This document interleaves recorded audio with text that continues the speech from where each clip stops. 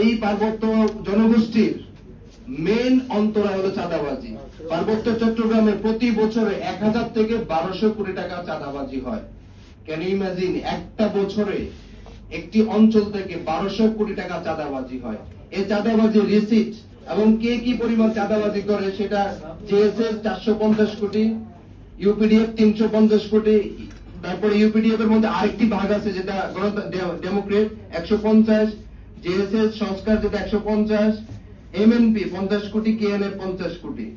এই টাকাটা চাঁদাবাজি, ওপেন চাঁদাবাজি, যেটা আমার রাষ্ট্রযন্ত্র জানে, যেটা আমার ডিজিএফআই জানে, যেটা আমার এনএসআই জানে, যেটা আমার এসবি জানে, যেটা আমার পুলিশ জানে, যেটা আমার স্বরাষ্ট্রমন্ত্রী জানে, যেটা আমার পার্বত্য চট্টগ্রাম মন্ত্রী জানে, যেটা আমার মাননীয় প্রধানমন্ত্রী জানে, কিন্তু কেউ কোন ধরনের উদ্যোগ নেয় না এখন পর্যন্ত।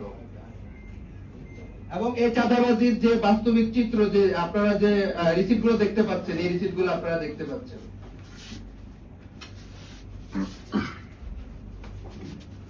এবং এই চাঁদাবাজিকে যখন ওইখানে এক ধরনের ঘটনা ঘটে, আপনি যদি চাঁদা না দেন আপনাকে প্রকাশ্যে খুন করা হবে, এবং সেই খুনের জন্য থানায় আপনি যাবেন, ওই থানা পর্যন্ত থানার পুলিশ সদস্যদেরকে আক্রমণ করা হয়।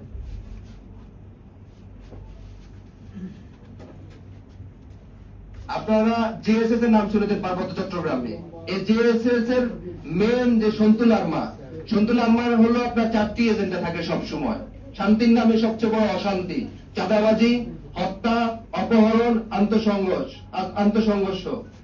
এবং যে সন্তুল আর্মা আমাদের পার্শ্ববর্তী দেশ ইন্ডিয়া, তারপরে আমাদের থাইল্যান্ড, তারপর কম্বোডিয়া, তারপর ভিয়েতনাম, তারপরে আপনার হলো ইউএসএ, এই সব, তারপরে হলো আপনার ইউকে, এই সকল দেশগুলোতে সে মিটিং করে থাকে, গোপন মিটিং, দেশ বিরোধী মিটিং করে থাকে।